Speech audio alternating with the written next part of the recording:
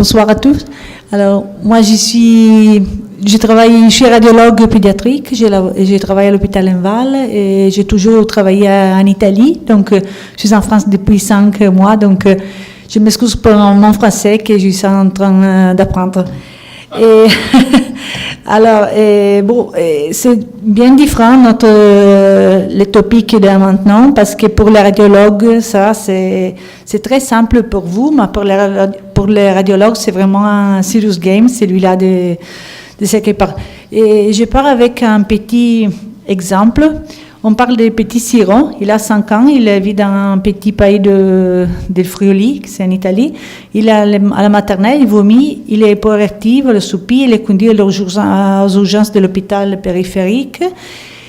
Il a un examen, il parle, il soupit, il a mal au ventre. Donc, ils ont une suspicion clinique d'invagination intestinale aiguë, que pour les non-médecins, c'est une pathologie qui a besoin d'être soignée tout de suite.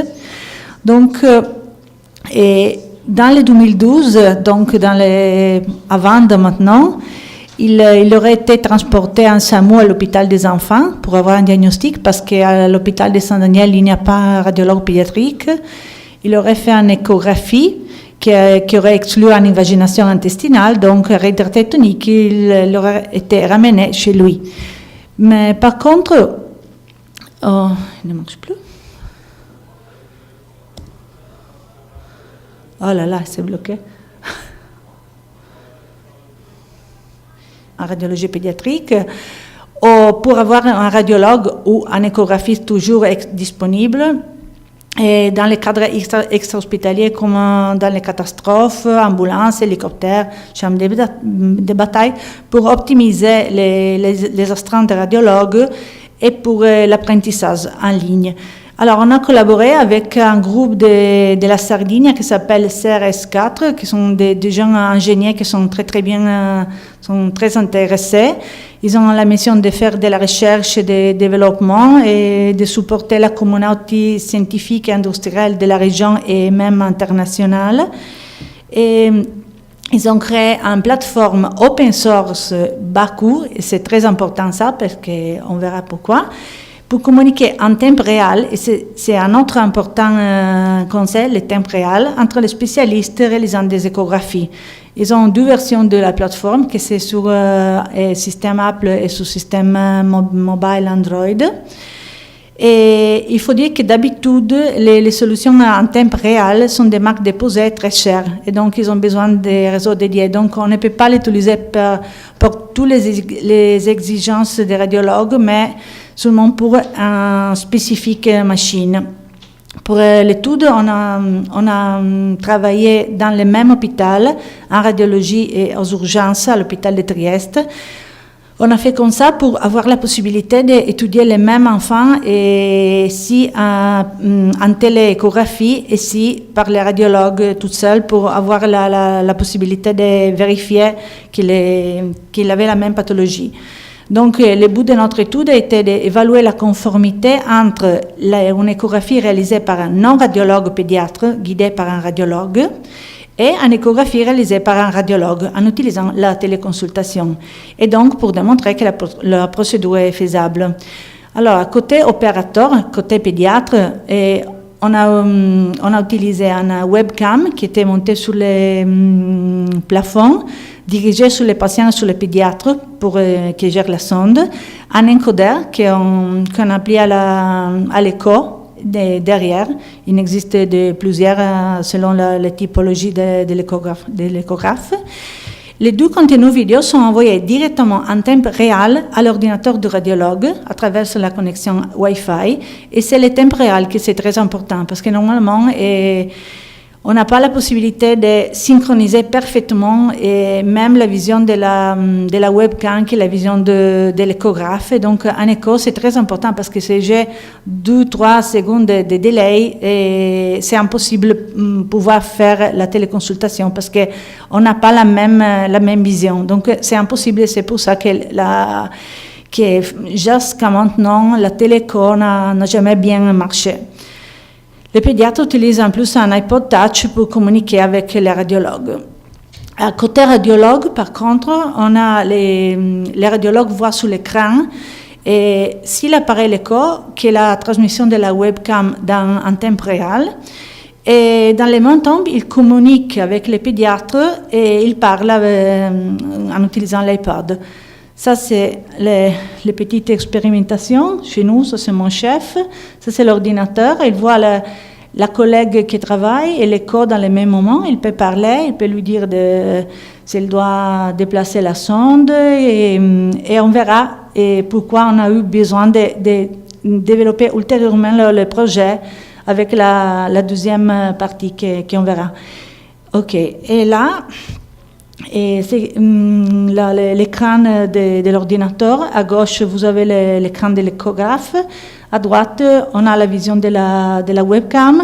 Et en bas, je peux bouger la webcam pour voir les patients, les médecins, le clavier de l'échographe pour lui dire s'il faut taper sur un bouton. Voilà. Et on peut utiliser une machine virtuelle comme serveur. Les coûts sont très bas et pour les centres demandant l'encodeur, l'iPod Touch et la webcam. Pour l'unité de radiologue et un ordinateur Apple et un serveur, environ 3 000 €. Et on peut baisser les coûts si on utilise la webcam en basse résolution et en machine virtuelle. La version Android, naturellement, est moins chère. Et on a la possibilité de voir deux petites vidéos que maintenant je ne vous montre pas, qui expliquent bien comment a marché l'expérience en cardiologie en Sardaigne et en radiologie chez nous. Et les essais cliniques sont été en cardiologie pédiatrique de 42 cas et chez nous en pédiatrie de 63 cas, avec une concordance de 97, 96, donc très très très haut. Donc, les limites de la téléconsultation sont le coût, et qui tout à fait c'est pas mal.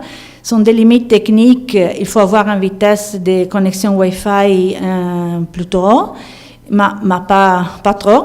Et il faut considérer qu'on travaille avec des médecins qui ne sont pas des radiologues. Donc, il faut, en fait, dans notre expérience, on a fait un petit cours de 6-8 heures avant la réalisation du projet.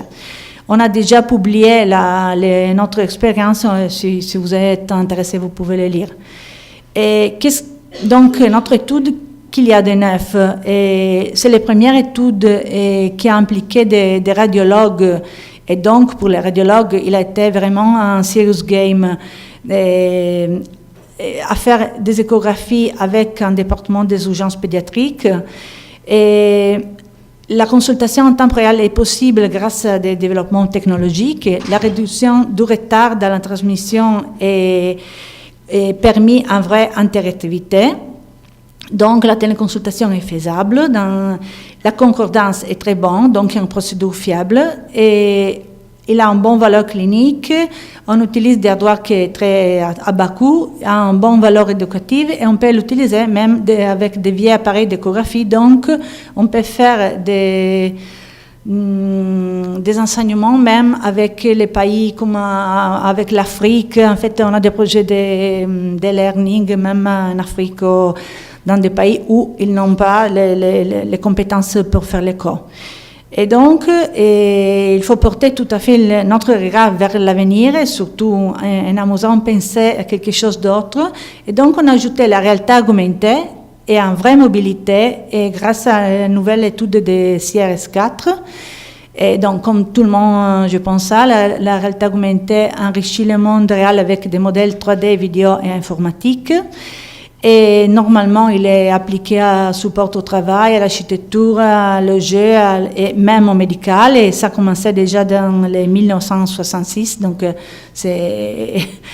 ça fait longtemps.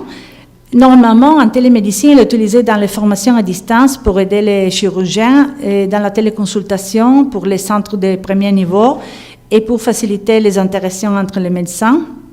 Et notre but a été de réaliser un système pour faciliter ultérieurement la communication en télémédecine, et en permettant de souligner et partager des régions d'intérêt en utilisant des pointeurs. Parce que le problème, c'est que quand je dis à mon collègue qui est à distance de regarder ce point-là, je n'ai pas la possibilité de lui montrer quel est le point qu'il doit aller regarder. Donc, les pointeurs se trouvent sur l'écran, sur le clavier et sur les patients. Et ils sont pilotés par les spécialistes, ils sont visualisés à la fois par les spécialistes et par l'opérateur. Et l'opérateur porte des lunettes intelligentes. On a choisi les Epson parce qu'ils sont Android et sont des coûts abordables, avec une vision transparente stéréo et qu'on supporte des applications de réalité augmentée. Et on a utilisé un CRS4, on a utilisé une bibliothèque open source et ArtToolkit.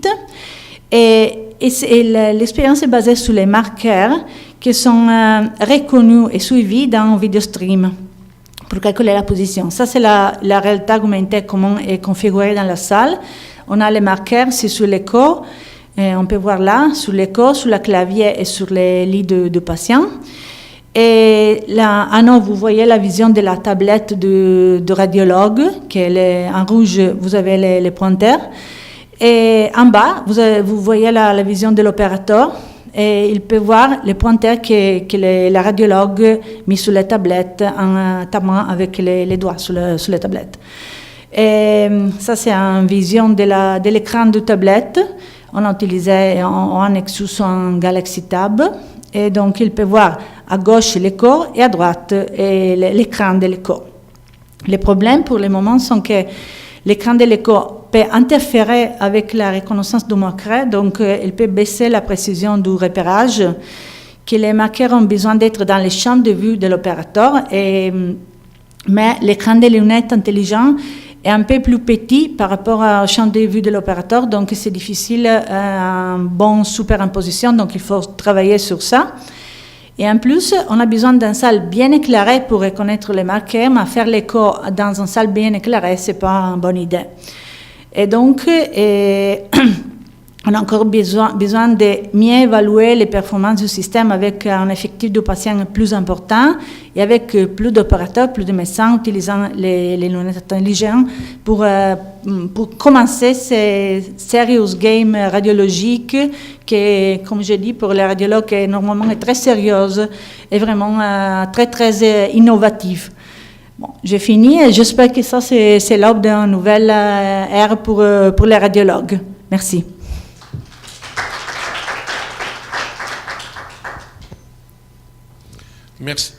Merci bien, Floriana. Est-ce qu'il y a des questions? C'est un peu technique. Oui. Alors, des questions ou pas? Moi, j'en avais une justement sur la formation, en fait. Oui.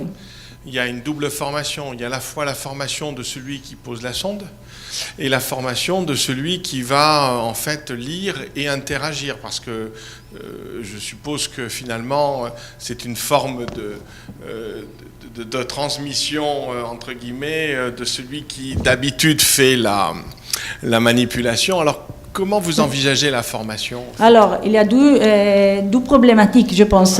La première, c'est la formation du radiologue, qui normalement est très en opposition à ça, parce qu'il ne veut pas faire, il s'oppose. Donc, le premier problème est le convaincre à faire ça. Et donc, après, la vraie formation, c'est pas difficile, parce que le logiciel est facile à faire.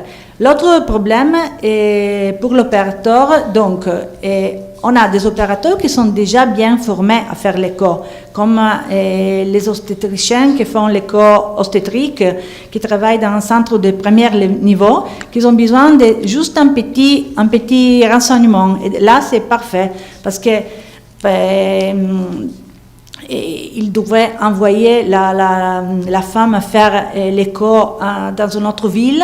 Par contre, ça suffit appeler le radiologue du 3e niveau, dire donne un petit coup d'œil, il donne un petit coup d'œil et on a fini. Et c'est facile. Pour les autres, pour les pédiatres qui n'ont pas expérience en écho, dans la littérature, il dit que ce n'est pas nécessaire de faire des formations. Mais on a vu que c'est mieux faire une petite formation pour l'utilisation de la machine. Et donc, on a fait 8 heures de formation pour tous les pédiatres parce qu'on voit que tout marche très bien. Bien, merci. Alors c'est intéressant parce qu'en fait on essaie nous de mettre une forme de simulation dans l'entraînement à la télémédecine. Oui. On a mis en place un projet qui s'appelle SALT ou SALT, Simulation for Active Learning for Télémédecine. Et j'étais intéressé en fait par la possibilité de pouvoir obtenir des outils sur lesquels former les gens. Donc c'est un open source. Là, je suis allé sur le site, j'ai pas bien trouvé. Donc en fait, ça a l'air d'être très simple, tout à fait. Et c'est un autre, je pense que c'est un autre champ des serious games oui. que c'est important parce que ça peut donner vraiment des... Ça peut ouvrir disons que les problématiques télémédicales ne sont pas plus... Enfin, vous l'avez montré au début, elles ne sont pas forcément justifiées par une distance très, très, très importante. Non. C'est peut-être l'urgence de la décision à ce moment-là et l'accès à un centre de soins primaires. Et c'est vrai qu'avec nos organisations maintenant en médecine de ville, avec les maisons pluriprofessionnelles, les choses peuvent être totalement intéressantes. Oui, en fait, en radiologie pédiatrique, c'est le typique domaine où le reste du monde n'en a pas d'expérience, donc ils ont besoin. C'est pour ça, je pense qu'il est né chez nous, parce qu'on voit souvent des problèmes dans les petites villes qui ont besoin d'une solution. Très bien. Merci Floriana, merci beaucoup.